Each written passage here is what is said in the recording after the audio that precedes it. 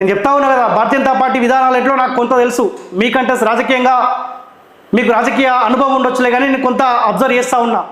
గతంలో అధ్యక్ష పదవి బండి సంజయ్ కుమార్ని ఎందుకు తప్పించారు, మొన్న ఈటలకు కాకుండా రామచంద్రరావుకి ఎందుకు ఇచ్చారో ఇవన్నీ వాస్తవాలు మాకు తెలుసు. కాబట్టి మీరు ధర్నాలో లేకపోతే ఆందోళన చేస్తేనే హైకమాండ్ వచ్చి మీకు పదవులు ఇచ్చే అవకాశం 100% ఉండదు. ఫర్ ఎగ్జాంపుల్ చెప్తా మీకు. ఇప్పుడు సపోజ్ ఎవరు లక్ష్మణ్ ఉన్నాడు, బీజేపీ లక్ష్మణ్ గారు ఉన్నారు.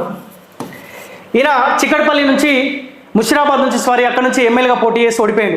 ఓడిపోతే ఏం చేశాడు, ఆ తర్వాత సైలెంట్గానే ఉన్నాడు. పార్టీ సంబంధించి ఏ కార్యక్రమాలు నిర్ణయిస్తే ఆ ప్రోగ్రామ్స్ పార్టిసిపేట్ చేస్తూ ఉంటే జై బీజేపీ జై శ్రీరామ్ అంటూ ఉండే, అంతవరకు బాగుంది. ఆ తర్వాత ఓడిపోయినా సరే పార్టీ లక్ష్మణ్ గారిని ఏ రకంగా గుర్తించిందంటే, ఓబీసీ జాతీయ అధ్యక్షుడిగా అవకాశం ఇచ్చిన తర్వాత లోక్సభ రాజ్యసభ ఎంపీగా నామినేటెడ్ పదవి లక్ష్మణ్ గారికి బీజేపీ హైకమాండ్ కల్పించింది. ఇంకెవరు దత్తాత్రేయ,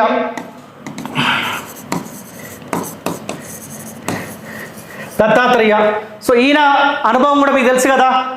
తెలంగాణ రాష్ట్రానికి చెందిన దత్తాత్రేయ అయినప్పటికీ కూడా ఎక్కడికి హర్యానా అనుకుంటే అక్కడ గవర్నర్గా ఆయనకు అవకాశం కల్పించింది పార్టీ. ఎందుకు, ఈయన నేను ఓడిపోయినా లేకపోతే పార్టీ నన్ను పట్టించుకోవట్లేదు అని చెప్పి ఏమైనా రోడ్ల మీకు వచ్చి ధర్నాలు చేసుకుంటా, లక్ష్మణ్ ఏమన్నా రోడ్డుపైకి వచ్చి ధర్నాలు చేసిండా, దత్తాత్రేయ ఏమైనా ధర్నాలు చేసి